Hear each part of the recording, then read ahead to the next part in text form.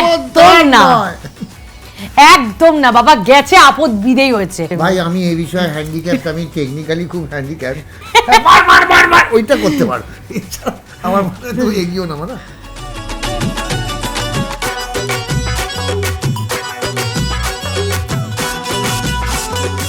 সঙ্গীত বাংলায় এসে এখন একটাই কথা শুনতে পাচ্ছি যে এখন মানুষের মধ্যে লাভ প্রবলেমগুলো বেড়ে যাচ্ছে, তো তার সলিউশন কি?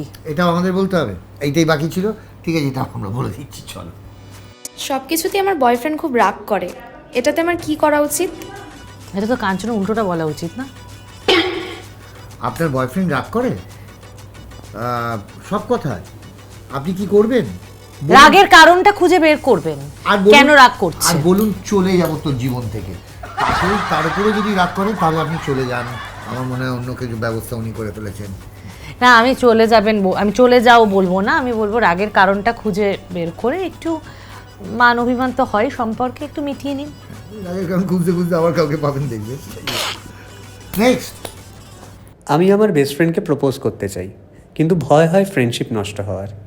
এটার কি সলিউশন? ট্রু, এটা একটু চাপের, সত্যি বন্ধুত্বটা নষ্ট হয়ে যেতেও পারে। তো আমার মনে হয় বেস্ট টাইম আপনি এটা সময়ের হাতে ছেড়ে দিন। আপনি যে একটু তাদের প্রতি পজিটিভ সেইটা বোঝানোর চেষ্টা করুন, আর সময়ের হাতে। কেন, আমি তো আমার বেস্ট ফ্রেন্ডকে বিয়ে করেছি, 12 বছরের বন্ধুত্ব। প্রেম কোথায়? আগে বন্ধুত্ব তারপর প্রেম, আগে প্রেম তারপর বিয়ে, তারপর বন্ধুত্ব, মানে আগে বন্ধুত্ব তারপর বিয়ে তারপর সব কিছু। তো বন্ধুত্ব তো ফার্স্ট প্রায়োরিটি, তো বন্ধুত্ব কেন নষ্ট হবে? বেস্ট ফ্রেন্ডকেই ভালো করে আগে বলা উচিত, আগে ভালো করে বলা উচিত, বন্ধুত্বের উপর জোর দিন। ঠিক আছে, নেক্সট। আমি এখনও আমার এক্সকে খুব মিস করি, এক্সের কাছে ফিরে যাওয়াটা কি ঠিক হবে আমার জন্য? দেখুন, টিউব থেকে টুথপেস্ট বেরিয়ে গেলে ঢোকানো খুব চাপ, বন্দুক থেকে গুলি বেরিয়ে গেলে ঢোকানো খুব চাপ। আর ট্রেন যদি ছেড়ে যায় পেলে আপ করে, তাহলে ট্রেনকে ব্যাক করানো খুব চাপ।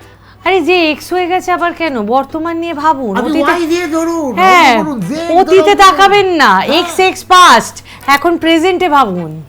ওই ব্যথা যাবে না, ওটা মনে পুষে রেখে দিন, এগিয়ে চলুন। এক্স আমার বন্ধু হতে চাইছে, তাকে কি আবার জীবনে ফিরিয়ে আনা উচিত? একদম না, একদম না বাবা, গেছে আপদ বিদেই হয়েছে। কাঞ্চনও তো গঙ্গা জলে স্নান করতো আর কি। খবরদার নয়। ও ভুলটি করবেন না, ও ভুলটি করবেন না। যদি ভাবেন ছেলে আমার ফিরে এসে বা মেয়ে আমার ফিরে এসে শুধরে যাবে, তাহলে ভুল করছে।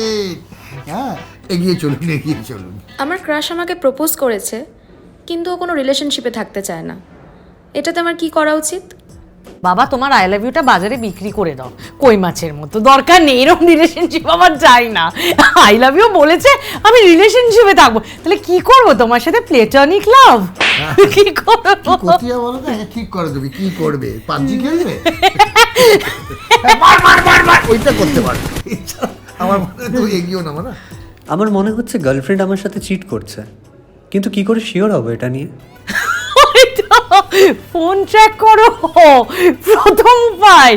ফোনে সিসিটিভি লাগাও, কি কি কি কি করছে, এটা মোস্ট ইম্পর্টেন্ট।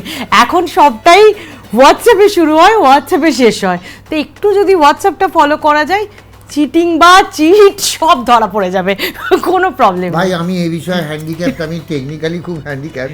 আমি যদি কল টাইমে আমার রাত্রিবেলা আউটডোরে থাকলে কেউ দেয়, আমার বউ বলে কি করে তুমি 10:55 11:55 তুমি অনলাইন ছিলে, এইগুলো আপনারা ধরতে পারেন না। আমি তো বুঝতে পারি গণৎকার ভবিষ্যৎ রাস্তার মতো ধরে ফেলে। আপনারা এইসব রাত্রিবেলা চেক করুন, কোথায় নড়াচড়া করছে, কোথায় চোখ মারছে, মানে বলছি কোথায় কথা বলছে, এগুলো ধরুন।